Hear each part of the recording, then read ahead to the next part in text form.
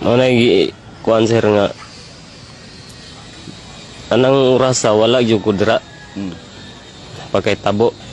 Nanginaot lang ko nga akong anak malibre ra siya. Wala po ko nadungog nga mao na istorya. Kay atong higayon na ning anhid ning uli siya. Wa gyud pud siya na ipahibalo nga pa mao ni nahitabo nako. Kung uli lang siya diri sa balay, wala, urarag wala, hilom. Dayon, pakaon ako. Umana mong pangaon, pa, ning labad ang ulo. Ko, tulog lang na. Dong, kay basi wala ra ng labad si mong ulo. Karon, kay, wa mong gid siya katulog, hantod.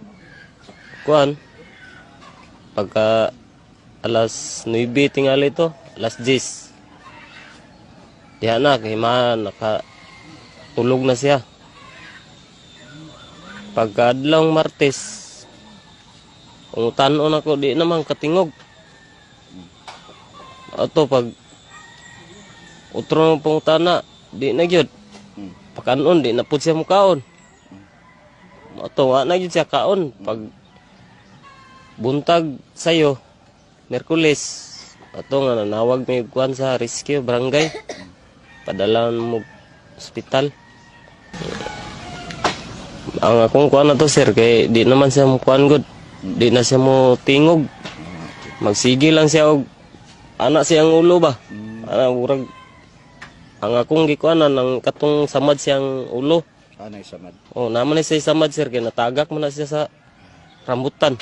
Naigo sa bato. Ato basig ang hunahuna po ako basig nakuha ng iyang kuan ba? Tandog. Oh, natandog ang iyang utok ba? Tinuod jud ya. Ingon akong anak, tutong bay. Kay mao man gyud nakadto dito. Nga anak kong anak. Pa si Bikoy.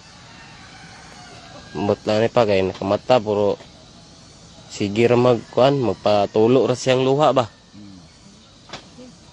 Put siya ka istorya. Kung anong iyang babagod.